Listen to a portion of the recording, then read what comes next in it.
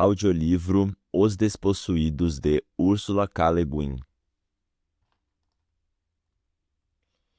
Os Despossuídos, uma utopia ambígua. Tradução de Danilo Lima de Aguiar. Editora Nova Fronteira. Ao Par. Mapa de Anarres. Mapa de Urrás. Capítulo 1. Anarres, Urrás. Havia um muro, não parecia importante. Foi construído em pedra bruta e grosseiramente cimentado. Um adulto podia olhar por cima dele e até uma criança podia subir nele. No ponto em que interceptava a estrada, em vez de ter um portão, o muro declinava até tornar-se mera figura geométrica, uma linha, uma ideia de limite. Mas essa ideia era real, era importante. Por 7 gerações não houve nada mais importante no mundo do que o muro. Como todos os muros, era ambíguo, tinha 2 lados.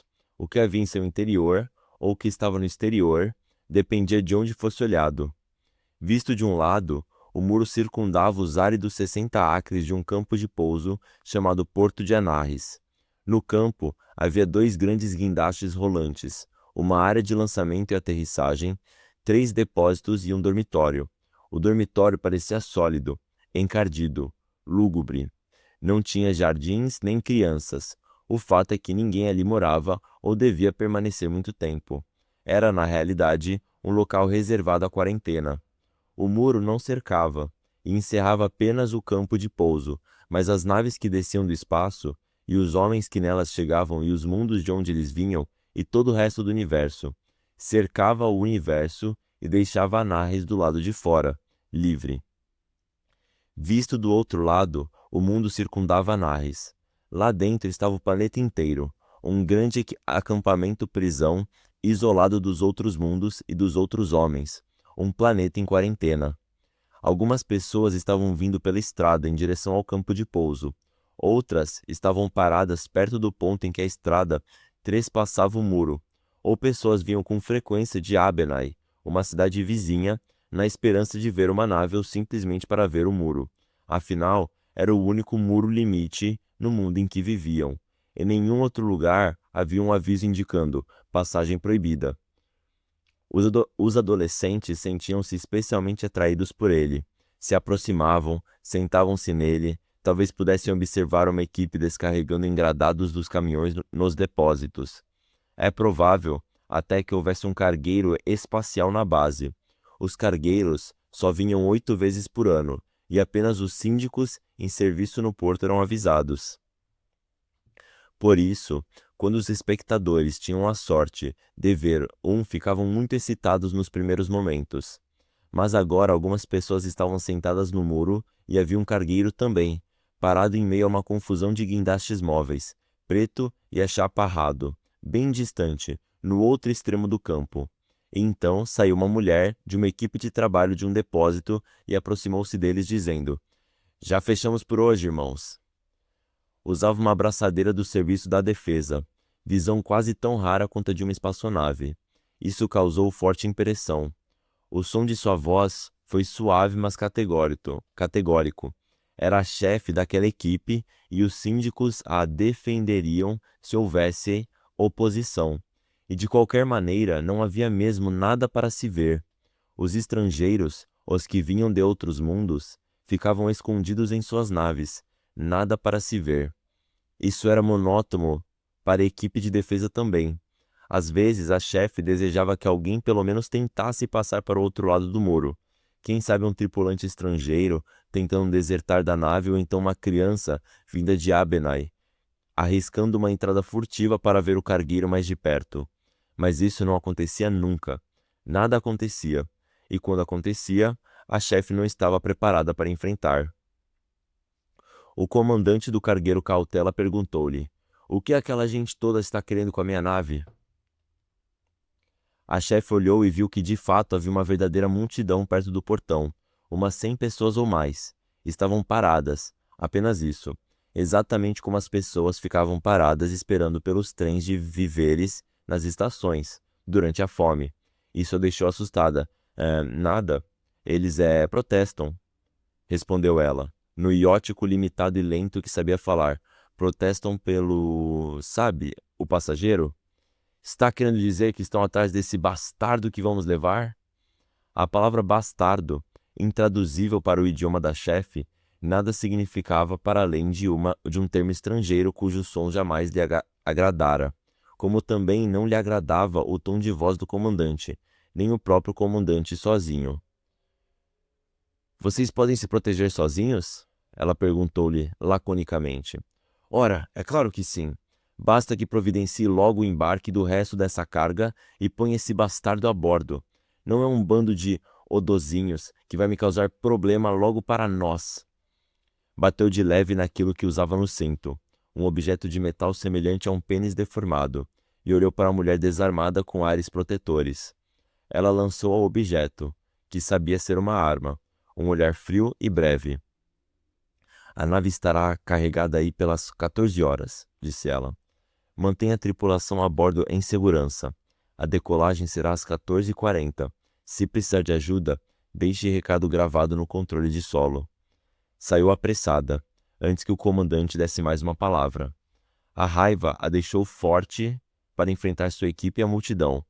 Vamos sair da estrada, vocês aí, ordenou ao aproximar-se do muro. Os caminhões vão passar por aí, alguém vai se ferir, afastem-se. Os homens e mulheres da multidão discutiram com ela e entre si. Continuaram a atravessar a estrada, e alguns foram para o interior do muro, mas deixaram o caminhão mais ou menos desobstruído. Se a chefe não tinha nenhuma experiência em mandar em multidões, estas, por sua vez, não tinham experiência do papel de multidão. Eram membros de uma comunidade, não elementos de uma coletividade. E por isso nenhum sentimento de massa os movia. Havia ali um número igual de pessoas e de emoções diferentes. Como não tinham o hábito de reconhecer ordens arbitrárias, não tinham nenhuma prática em desobedecê-las. Foi essa inexperiência que salvou a vida do passageiro. Algumas pessoas tinham ido ali para matar um traidor. Outras foram para impedi-lo de partir ou para gritar-lhe insultos, ou apenas para vê-lo. Todas as demais apenas obstruíam a senda já tão exígua dos que queriam assassiná-lo. Nenhuma delas tinha arma de fogo, mas algumas levavam facas. Agressões para elas significava agressão física. Queriam pôr as mãos no traidor. Pensavam que ele fosse vir num veículo, protegido. Enquanto tentavam revisitar um caminhão de carga e discutiam com o chofer indignado, o homem que procuravam vinha andando pela estrada, sozinho. Quando o reconheceram, ele já estava a meio caminho da nave, seguido por 5 síndicos da defesa. Os que queriam matá-lo partiram para a perseguição. Tarde demais. Ou então começaram a tirar pedras. Não tão tarde assim. Mal chegaram a ferir o braço do homem que perseguiam no momento em que ele alcançava a nave, mas uma pedra de 1 quilo... Ok, não está aparecendo aqui. Mas uma pedra de 1 quilo atingiu um lado da cabeça de um dos membros da equipe de defesa, matando-o na hora. Os postigos da nave se fecharam. A equipe de defesa retornou carregando o companheiro morto. Não fizeram esforço algum para deter a vanguarda da multidão que vinha correndo em direção à nave, embora a chefe, lívida de espanto e fúria, lhes gritasse insultos quando passaram por ela correndo e desviando-se para evitá-la. Ao chegar à nave, a vanguarda da multidão dispersou-se e ficou indecisa. O silêncio da nave, os abruptos movimentos dos guindastes imensos e esqueléticos, o estranho ar queimado do solo e a inexistência de qualquer coisa na escala humana deixaram-nos desorientados. Um jato de vapor ou gás vindo de um aparelho em conexão com a nave levou alguns deles a partir. Olharam confusos para os foguetes, vastos túneis negros lá no alto. Uma sirene ressoou com estardalhaço em sinal de aviso. Do outro lado do campo, foram voltando para o portão um após o outro. Ninguém os deteve. Em 10 minutos, o campo estava vazio e a multidão se dispersava pela estrada de volta a Abenai. Afinal de contas, parecia que nada tinha acontecido. A bordo da nave Cautela, a movimentação era grande. Como o controle de solo decidiram antecipar a partida, a rotina teve de ser cumprida na metade do tempo habitual. O comandante ordenou que o passageiro fosse atado e trancado na saleta da tripulação, juntamente com o médico, para que não atrapalhassem. Havia uma tela na saleta, de onde poderiam observar a decolagem se quisessem. O passageiro observava. Viu o campo de pouso e o muro que o circundava, e mais ao longe, no outro lado do muro, percebeu as encostas das nateras pontilhadas na orlumínea rasteira e de esparsos e prateados espinhos da lua. Subitamente, todas essas imagens afluíram tela abaixo com um ímpeto ofuscante. O passageiro sentiu a cabeça pressionando o encosto. Era como se estivesse num exame dentário. A cabeça forçada para trás, a boca toda aberta. Não conseguia respirar. Sentia náuseas e os intestinos reagiam de medo. Todo o seu corpo clamou para as forças poderosas que o dominavam. Agora não, ainda não, esperem. Foram os seus olhos que o salvaram. O que insistiam em ver e mostrar-lhe libertou-o do autismo do terror. Pois agora na tela havia uma visão estranha. Uma imensa planície de pedra sem brilho e sem cor. Era o deserto, visto das montanhas que ficavam acima do Vale Grande. Como podia ter voltado para o Vale Grande? Tentou convencer-se de que estava numa aeronave. Não, numa espaçonave. A extremidade da planície brilhava com a intensidade de reflexos de luz na água. Uma luz que cortava um ar distante. Não havia água naqueles desertos. Então o que estava vendo? A planície de pedra não era mais plana. Tornara-se côncava, semelhante a uma enorme tigela cheia de luz do sol. Enquanto o admirava, extasiado, ela ficou mais rasa, transbordou de luz. Súbito uma linha atravessou a tela, uma linha abstrata, geométrica, a divisão perfeita de um círculo. Para além desse arco só havia escuridão, uma escuridão que inverteu toda a imagem deixando-a negativa. A parte real, rochosa, não era mais côncava, e sim convexa. Refletia e repelia a luz. Não era mais uma planície, nem uma tigela, mas uma esfera, uma bola de pedra branca caindo nas trevas, desaparecendo na queda. Era o seu mundo. Não compreendo, disse em voz alta. Alguém respondeu. Por um momento não conseguiu aperceber-se de que a pessoa de pé ao lado da cadeira estava lhe falando, respondendo-lhe, pois não sabia mais o que era uma resposta. Só tinha noção clara de uma coisa, de sua total solidão. O mundo a seus pés lhe escapara e ele ficou sozinho. Sempre temera que isso acontecesse, como jamais temera a morte.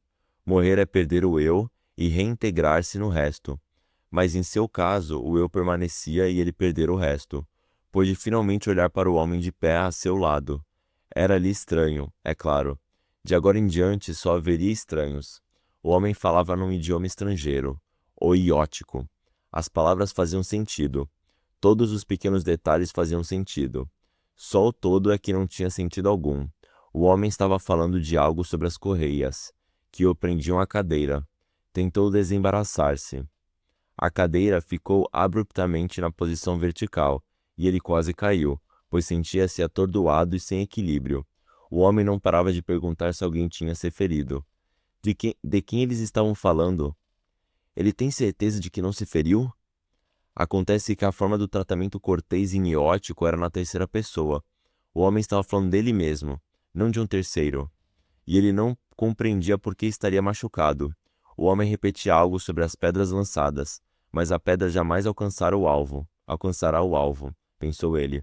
Voltou a olhar a tela para ver a pedra branca caindo na escuridão, mas não havia nenhuma imagem na tela. Estou bem, disse afinal, ao acaso. Mas essa resposta não tranquilizou o estranho. Por favor, venha comigo. Sou médico. Estou bem. Por favor, venha comigo. Dr. Chevek. O médico, um homem baixo, de tez clara e calvo, fazia caretas ansiosas. O senhor deveria estar em sua cabine, senhor. Perigo de infecção. Não era para o senhor ter contato com ninguém além de mim. Submeti-me a 2 semanas de desinfecção para nada. Graças a esse maldito comandante. Por favor, venha comigo, senhor. Não vou me responsabilizar. Chevek percebeu que o homenzinho estava perturbado. Não sentiu pena nem simpatia.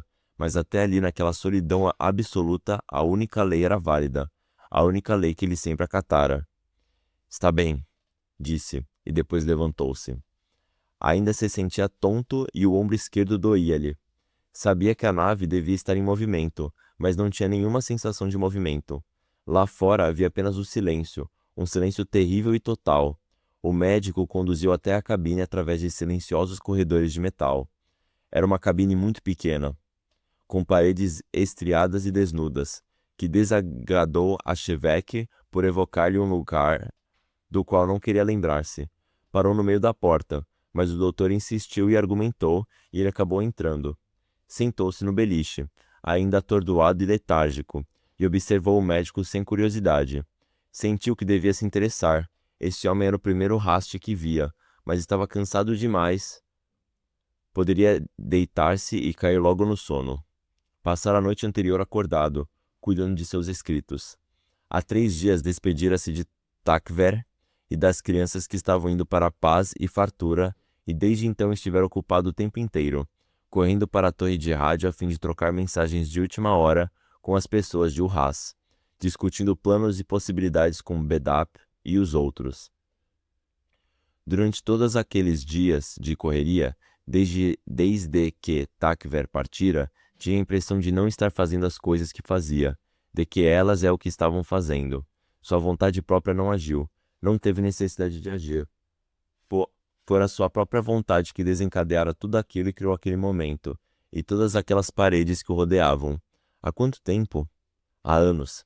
5 anos atrás, na montanha, no silêncio noturno de Shakar, quando ele disse a Takver: "Vou para Abanei para derrubar os muros."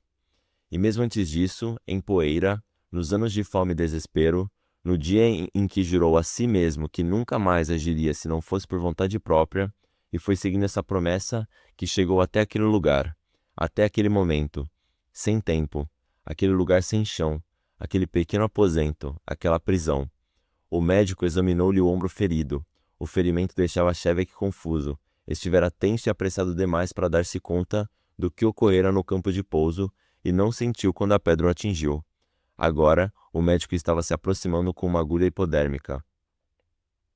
"Não quero isso", disse Shevek. Falavam num iótico lento e mal pronunciado, como ele mesmo percebeu nas comunicações pelo rádio, embora com uma certa correção gramatical. Sentia mais dificuldade em compreender o que falava. "Isso é vacina contra sarampo", disse-lhe o doutor, com uma surdez profissional. "Não", disse Shevek. O médico ficou mordendo os lábios por um instante, e depois perguntou: "O senhor sabe o que é sarampo?" "Não. É uma doença contagiosa. Costuma ser grave em adultos. Não existe em Anarres por causa das medidas profiláticas tomadas durante a colonização do planeta. Mas é comum em Urras e pode matá-lo, assim como outras infecções comuns provocadas por vírus. O senhor está sem defesa.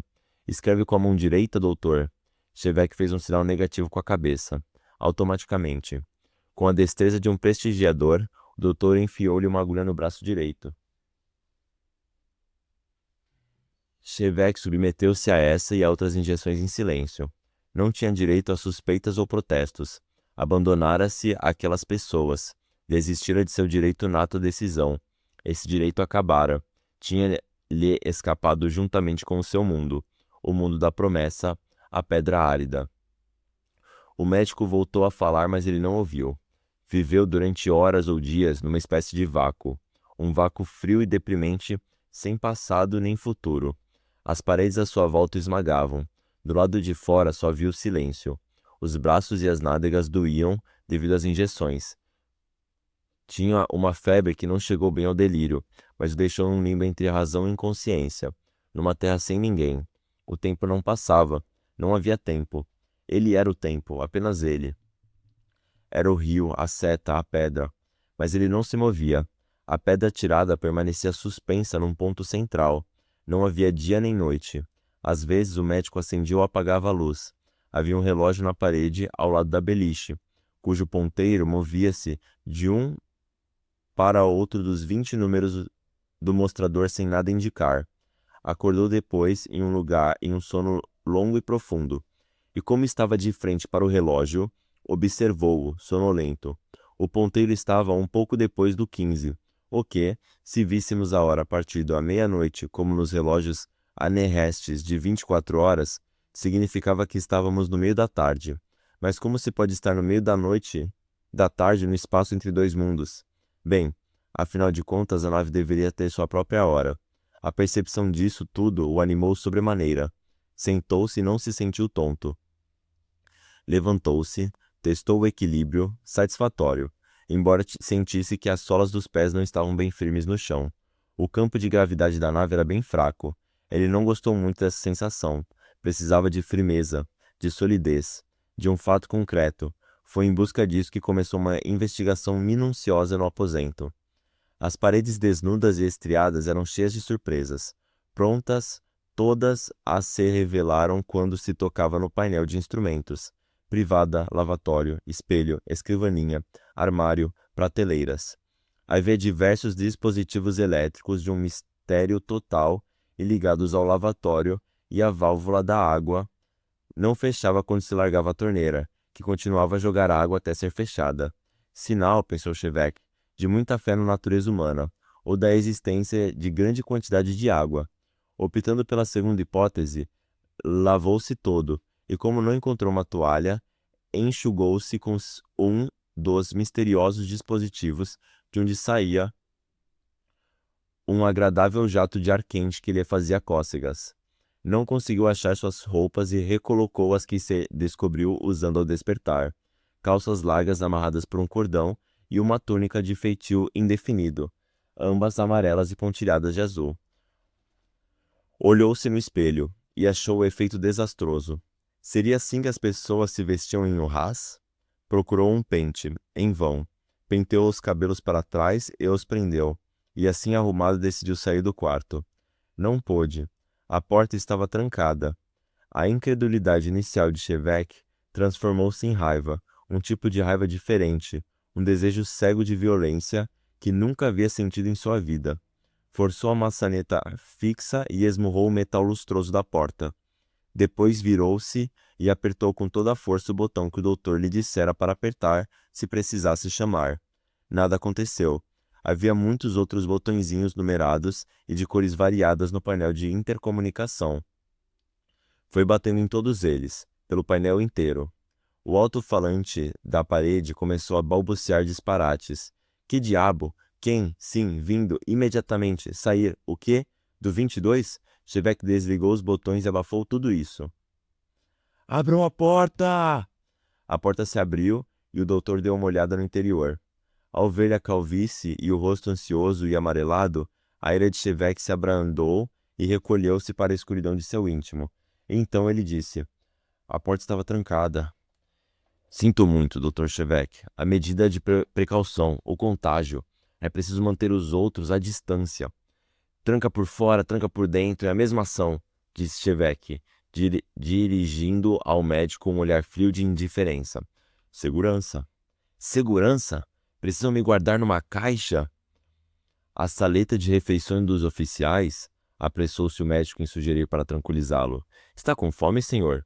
Talvez queira vestir-se para irmos até a saleta dos oficiais. Chevette olhou para as roupas que o médico estava usando. Calças justas e azuis, enfiadas em botas que pareciam tão macias quanto o tecido da calça. Uma túnica roxa com um talho na frente e abotoada com botões prateados. Sob a túnica percebia-se apenas a gola e os punhos de uma camisa tricotada e de um ombro ofuscante. E não estou vestido? E não estou vestido? Oh, sim, o pijama está bem, é claro. Não se tem formalidades num cargueiro. Pijama? Isso que o senhor está usando. Roupa de dormir. Roupa para se dormir? Sim. Chevette ficou a pestanejar. Não fez nenhum comentário. Perguntou: onde está a roupa que eu estava usando? Suas roupas mandei lavá-las. Para a esterilização. Espero que não se importe, senhor. Fez uma busca num painel da parede que Chevette não havia descoberto e retirou um embrulho verde claro. Desembrulhou o velho traje de Chevette, que parecia muito limpo e um pouco encolhido. Amassou o papel verde, ativou outro painel, jogou o papel dentro de um escaninho que se abriu e sorriu inseguro. Pronto, Dr. Chevette. O que é feito do papel? O papel? O papel verde. Ah, eu joguei no lixo. Lixo? Na lixeira, é queimado. Vocês queimam papel? Talvez apenas caia no espaço, não sei. Não sou médico espacial, Dr. Shevek. Tive a honra de assisti-lo devido à minha experiência com visitantes de outros mundos, os embaixadores de Terran e de Rain. Conduzo os processos de adaptação e descontaminação de todo estrangeiro que chega a Halo. Não que o senhor seja um estrangeiro no mesmo sentido, é claro, e dirigiu um olhar tímido para Shevek, que não conseguia seguir bem o que ele dizia, mas podia perceber a natureza ansiosa, modesta e bem-intencionada de suas palavras. Não, assegurou-lhe Shevek, não o sou. Talvez tenhamos tido a mesma avó, há 200 anos, em Urraz. Estava pondo sua velha roupa. Enquanto vestia a camisa pela cabeça, percebeu que o médico estava jogando a roupa de dormir, azul e amarela, na lixeira. Shevek parou, o colarinho ainda cobrindo-lhe o rosto. Seu rosto surgiu por inteiro. Ajoelhou-se e abriu o escaninho. Estava vazio. As roupas são queimadas?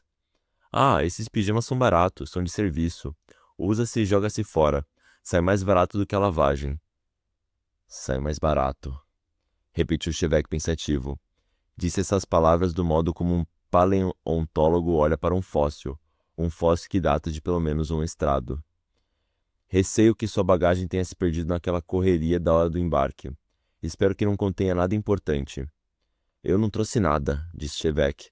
Suas roupas ainda lhe serviam, apesar de estarem quase brancas de tão desbotadas e de terem encolhido um pouco. E deu-lhe muito prazer o contato familiar do tecido áspero da fibra de alumínio.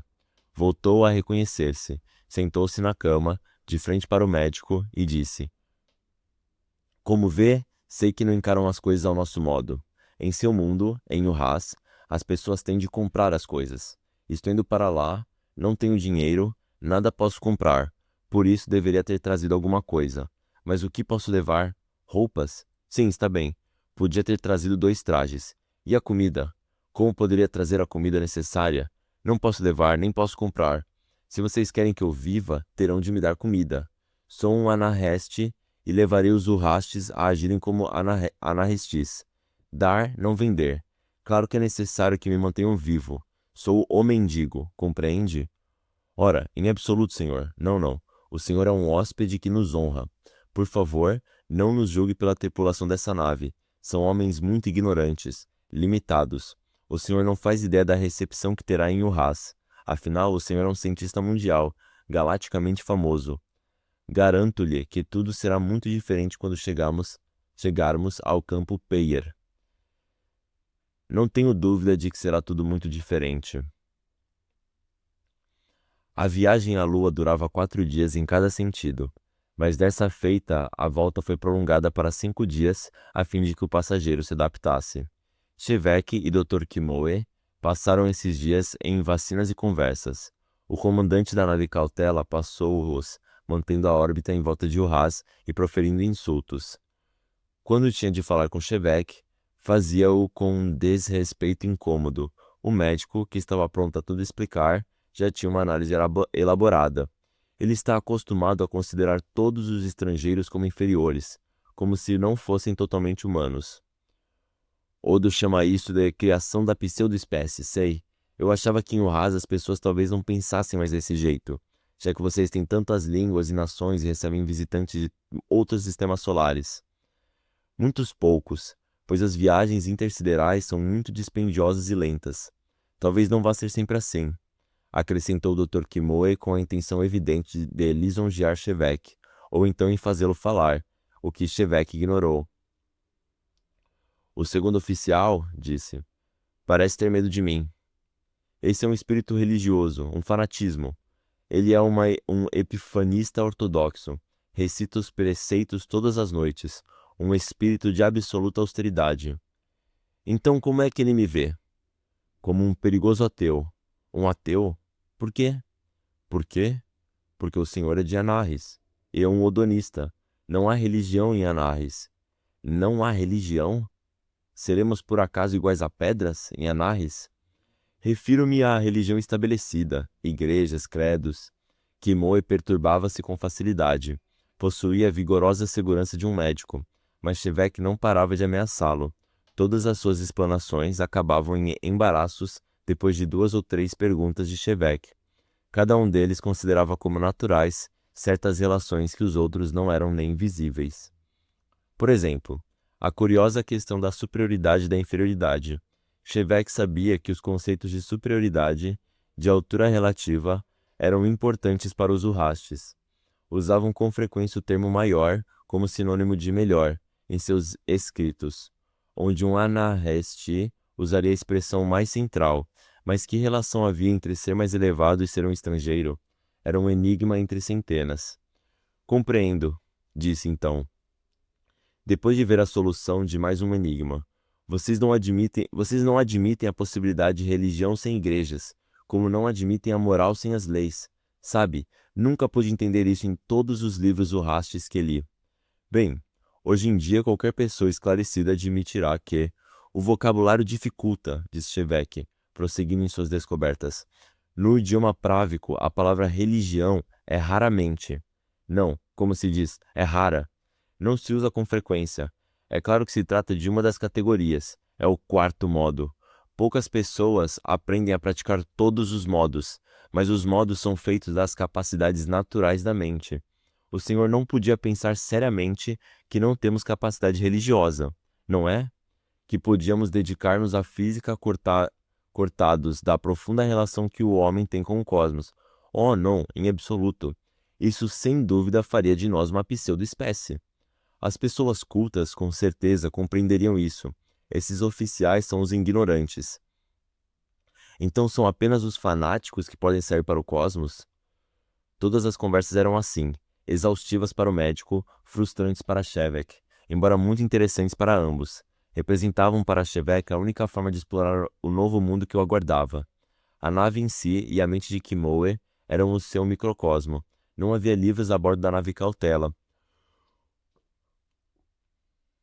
Os oficiais evitavam Shevek, e os tripulantes eram rigorosamente mantidos à distância. Quanto à mente do médico, embora fosse inteligente e certamente bem-intencionado, era uma mixórdia de artifícios intelectuais ainda mais confusos do que todos aqueles dispositivos, aparelhos e objetos que abarrotam a nave.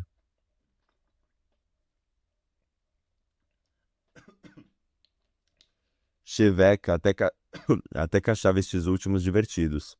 Tudo era tão profuso, funcional e inventivo, mas o que havia no intelecto de Kimoe não era tão confortável.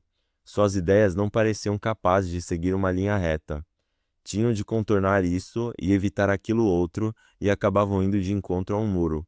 Havia muros em volta de seus pensamentos e ele parecia totalmente inconsciente disso, embora vivesse se escondendo atrás deles. Shevek só percebeu neles uma única brecha, em todos aqueles dias de conversação entre dois mundos. Ele já tinha perguntado por que não havia mulheres a bordo da nave, e Kimoe respondera-lhe que o bom funcionamento de um cargueiro espacial não era trabalho para mulheres.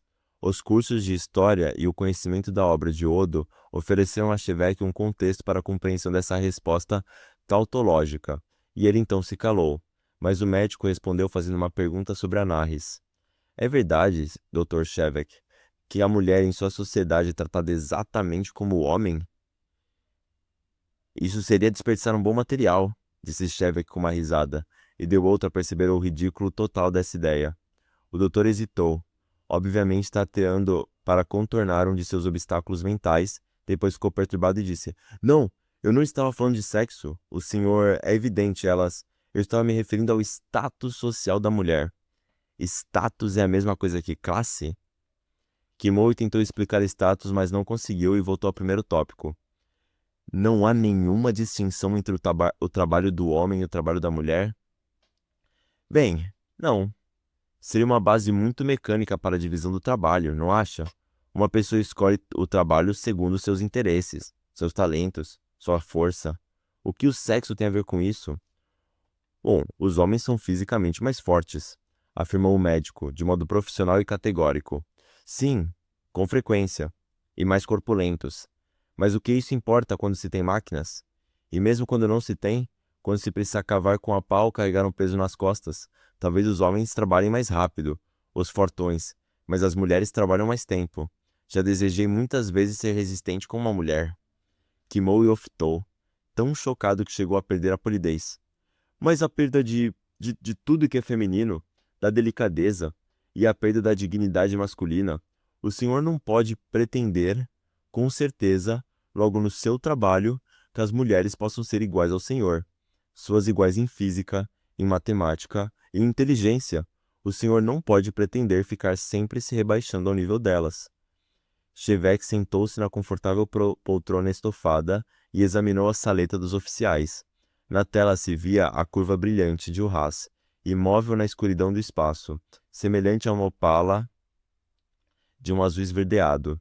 Essa linda imagem e a saleta tinham se tornado familiares a Chevette naqueles últimos dias, mas agora as cores vivas e as cadeiras curvilíneas e a iluminação camuflada, as mesas de jogo, as telas de televisão e o tapete macio no chão pareceram-lhe todos estranhos, tão estranhos como a primeira vez em que os viu. Não acho que eu pretenda muito, Kimoe, disse ele. É claro que já conheci mulheres altamente inteligentes, mulheres capazes de pensar como um homem, disse o doutor num ritmo muito rápido, consciente de que estivera quase gritando, de que tinha, pensou Chevette, falado aos gritos e esmurrado a porta. Chevette mudou de assunto, mas continuou a pensar a respeito. A questão da superioridade e da inferioridade devia ser fundamental para a sociedade Urraste. Se para ter seu respeito próprio, Kimoe precisava considerar metade da humanidade como inferior, o que faziam as mulheres para terem respeito por si mesmas? Consideram os homens inferiores? Em que isso lhes afetava a vida sexual? Ele tinha aprendido, nos escritos de Odo, que há 200 anos as principais instituições sexuais dos Urrastes eram como o casamento, uma associação autorizada e imposta por sanções legais e econômicas, e a prostituição, que parecia ser apenas um termo mais amplo para a copulação na mobilidade econômica. Odo condenou as duas e, no entanto, havia sido casada. Mas essas instituições talvez tivessem mudado muito, naqueles 200 anos, e como ele iria viver com os Urrastes em Urraz, era melhor informar-se a respeito. Era estranho que até mesmo o sexo, fonte de tanta liberação e paz, prazer e alegria por tantos anos, tivesse se tornado um dia para outro território que ele precisava trilhar com todo cuidado, consciente de sua ignorância. E todavia era isso que se passava. Foi alertado disso não só pelo estranho acesso de cólera e menosprezo de Kimoe. Anteriormente uma impressão vaga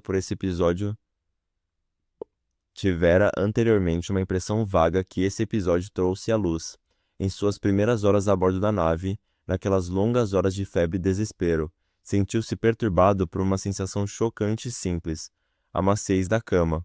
Não passava de um beliche, mas o colchão cedia a seu peso com a suavidade de uma carícia. Parecia entregar-se, ajustar-se à pele, e o fazia com tal insistência que ele o sentia, ainda e sempre, ao adormecer. O prazer e a irritação que isso lhe dava eram decididamente de natureza erótica, e havia também um aparelho toalha com um jato de ar quente. O mesmo tipo de efeito, uma sensação de carícia. E havia ainda as formas dos móveis na saleta dos oficiais, as suaves curvas plásticas onde aço e madeira foram à força introduzidos, e a maciez e delicadeza das superfícies e estruturas. Não seria isso tudo também de um erotismo sutil e difuso? Ele se conhecia o suficiente para ter certeza de que apenas alguns dias em Takver, mesmo dominado por grande tensão, não podiam deixá-lo excitado a ponto de sentir a presença de uma mulher na superfície de cada mesa, a não ser que a mulher estivesse realmente lá. Serão todos os marceneiros Urrastes solteiros? Desistiu da resposta. Logo a teria, em Urraz. Momentos antes de serem atados para a descida, o doutor foi até a cabine para verificar o progresso de várias imunizações, a última das quais, uma vacina contra a peste bubônica, deixara Chevette enjoado e grogue. Kimoe deu-lhe outro comprimido. Isso vai reanimá-lo para a aterrissagem, disse ele, estoicamente. Chevette engoliu aquilo. O médico ficou andando de um lado para o outro com seu estojo e seu súbito começou a falar com muita rapidez. De súbito.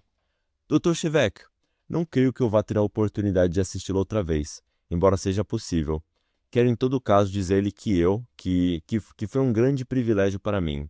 Não porque, mas porque cheguei a respeitar, a apreciar, simplesmente como ser humano, sua gentileza, sua sincera amabilidade. Impossibilitado por uma dor de cabeça de encontrar a resposta mais adequada, Shevek estendeu a mão e apertou a de Kimoe, dizendo: então vamos nos encontrar outra vez, irmão.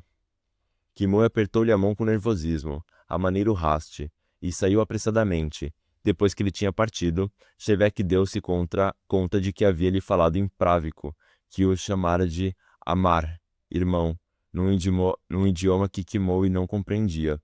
O alto-falante na parede balia ordens. Atado por correias em seu beliche, Shevek escutava, sentindo-se atordoado e distante. As sensações causadas pela entrada na atmosfera de Urraz deixaram-no ainda mais atordoado. Não tinha consciência de quase nada além de uma profunda esperança de não vomitar. Só pareceu que tinham aterrissado quando Kimoe entrou novamente às pressas e o impeliu para a saleta dos oficiais. A tela onde antes se via Urraz luminoso e envolto em nuvens estava agora em branco. A saleta estava cheia de gente. De onde tinham vindo? Ficou surpreso e contente em poder ficar de pé, andar, trocar apertos de mão. Concentrou-se nisso, deixando o sentido do resto escapar-lhe. Vozes, sorrisos, mãos, palavras, nomes. Seu nome repetidas vezes. Dr. Shevek, Dr. Shevek. Agora ele e todos os estranhos que o rodeavam desciam por uma rampa coberta. As vozes todas muito altas. O eco das palavras atravessando as paredes. O zumbido das vozes diminuiu. Um ar estranho tocou em seu rosto. Olhou para o alto e, ao sair da rampa para pisar o solo, tropeçou e quase caiu.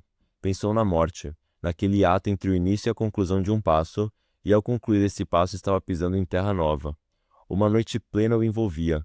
Luzes azuis embaçadas pela bruma brilhante ao longe, no outro extremo do campo.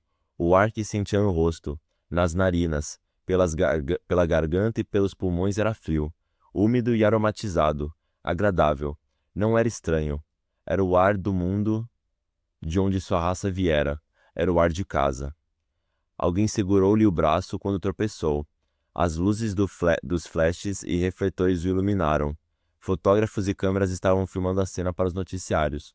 O primeiro homem vindo da lua. Uma figura esguia em meio a uma multidão de dignatários.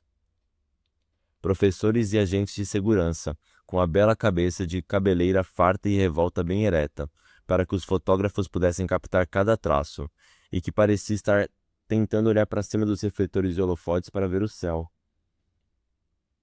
O vasto céu brumoso que ocultava as estrelas, a lua e os outros mundos. A multidão de jornalistas tentou invadir os cordões de segurança. Pode fazer-nos uma declaração nesse momento histórico, Dr. Shevek? Foram logo forçados a recuar. Os homens que o protegiam o impeliram de avançar. Foi empurrado até a limusine que o aguardava, visível para os fotógrafos até o último instante, inconfundível por causa de sua altura, do cabelo comprido e da estranha expressão de tristeza e apreensão estampada em seu rosto.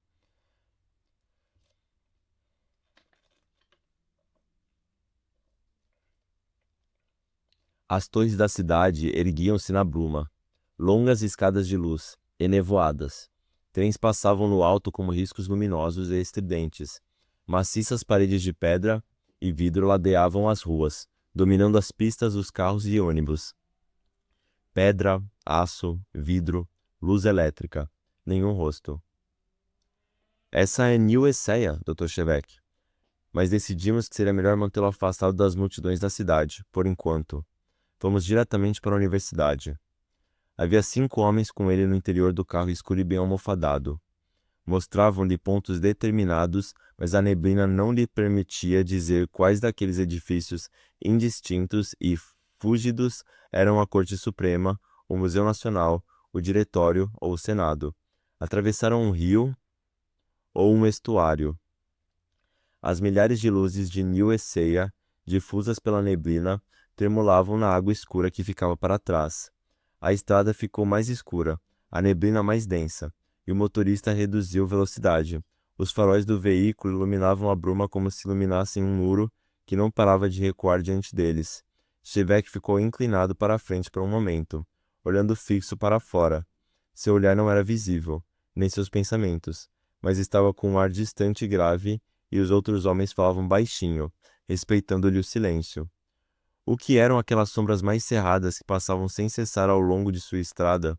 Árvores? Estaria o carro seguindo por entre árvores desde que deixaram a cidade? Lembrou-se do termiótico floresta. Eles não se achariam repentinamente num deserto. As árvores continuavam a desfilar. Estendiam-se por cada monte que surgia. Erguiam-se no frio ameno da bruma, intermináveis. Uma floresta espalhada pelo mundo inteiro. Um conjunto de vidas eternamente rivais. Um movimento de folhas na escuridão da noite. Então, quando o carro saía da neblina do vale e entrava numa região mais clara, Chevek, sempre maravilhado, viu por um instante, a olhá-lo na escuridão sob a folhagem que ladeava a estrada, um rosto. Não se assemelhava a nenhum rosto humano. Era do tamanho de seu braço e de uma brancura fantasmagórica. A respiração saía em jatos de vapor, pelo que pareciam ser narinas e tinha um olho, terrível, inconfundível, um olho sombrio, tristonho, talvez cínico, que desapareceu na luz do farol. O que era aquilo? Um jumento, acho. Um animal? Sim, um animal. Ah, meu Deus, é verdade. Vocês não têm animais grandes em Anarres, têm? Um jumento é uma espécie de cavalo, disse outro homem. E depois, numa voz mais firme e mais madura, um outro falou. Aquilo era um cavalo. Os jumentos não crescem tanto. Queriam conversar com ele, mas tiver que voltar a não escutá-los. Estava pensando em Takver. Ficou imaginando que aquele olhar profundo, impassível e sombrio que partia na escuridão teria significado para ela. Ela sempre soubera que todas as vidas têm algo em comum, e rejubilava-se com seu parentesco com os peixinhos nos aquários do laboratório onde trabalhava, tentando conhecer a existência de seres que vivem para além dos limites humanos. Takver saberia retribuir aquele olho na escuridão sob as árvores. Ali adiante é Eun. Há muita gente esperando para conhecê-lo, Dr. Chevek. O presidente e vários diretores e o reitor, é claro. Todo tipo de manda-chuva. Mas se o senhor estiver cansado, acabaremos logo com esses prazeres e com a recepção. Os prazeres e a recepção duravam várias horas. Depois ele nunca pôde relembrá-los com clareza. Foi propelido da pequena e escura cabina do carro para um imenso salão iluminado e cheio de gente. Centenas de pessoas sob um teto dourado, de onde pendiam lustres de cristal, foi apresentado a todas elas. Eram todas calvas, e menores do que ele. As poucas mulheres que ali havia não tinham pelos nem nas cabeças. Deu-se por fim conta de que deviam depilar-se todas. Os pelos finos e macios, de sua própria raça, e os cabelos também. Mas isso era compensado por roupas maravilhosas, de cores e efeitos deslumbrantes. As mulheres com longos vestidos que se arrastavam pelo chão, os seios desnudos, a pintura, o pescoço e a cabeça enfeitados de joias, rendas e tecidos transparentes. Os homens usavam calças e casacos ou túnicas, em vermelho, azul, violeta, dourado, verde, com mangas, franjas e cascatas de renda, ou então longas túnicas em carmim ou verde escuro ou preto, que se abriam nos joelhos para mostrar as longas meias com ligas prateadas. Outro termiótico flutuou no pensamento de Chevek, um termo para o qual nunca...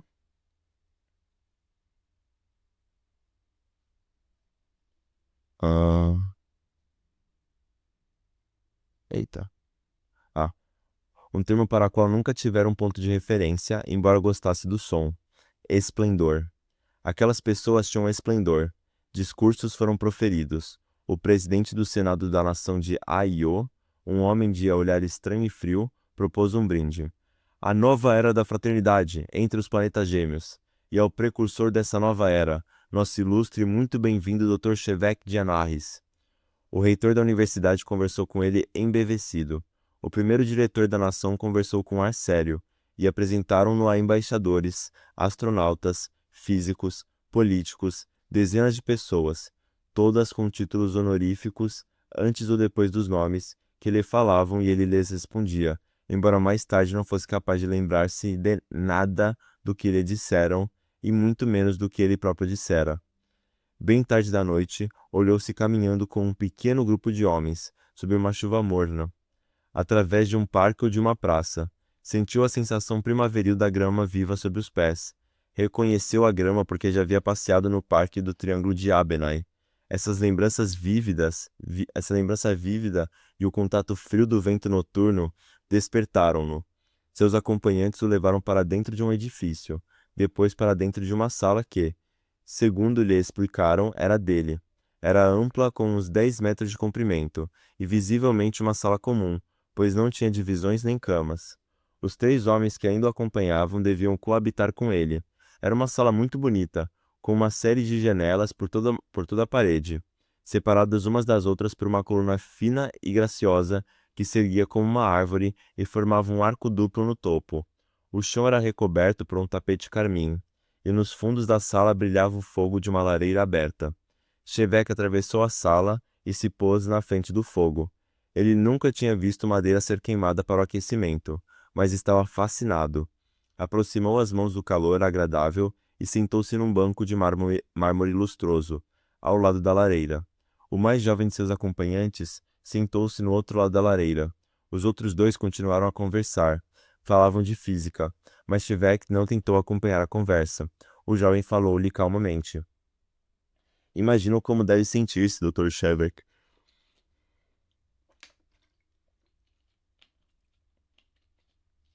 Cheveque estirou as pernas e inclinou-se para a frente, a fim de sentir o calor do fogo no rosto. Sinto-me pesado. Pesado? Talvez a gravidade, ou então estou cansado. Olhou para o outro homem, mas o brilho intenso da lareira ofuscava-lhe o rosto e nele só podia-se ver os reflexos de uma corrente de ouro e o intenso vermelho rubi de uma túnica. Não sei seu nome. Sayo Pae. Ah, Pae, claro. Conheço seus artigos sobre o paradoxo. Falou arrastando as palavras, como num sonho. Deve haver um bar por aqui. Na residência dos decanos sempre tem um bar. Gostaria de beber algo? Sim, água. O jovem reapareceu com um copo d'água e os outros 2 homens reuniram-se a eles, perto da lareira.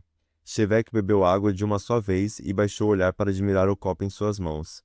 Um objeto frágil de linhas delicadas, cujas bordas de ouro refletiam o brilho do fogo. Estava consciente da presença dos 3 homens, de suas atitudes ao sentarem-se ou ao ficarem de pé a seu lado, protetores, respeitosos, proprietários. Olhou para eles, rosto por rosto. Todos o olhavam, aguardavam ansiosos. Bem, aqui estou eu, disse ele e sorriu. Agora vocês têm um anarquista. O que vão fazer dele?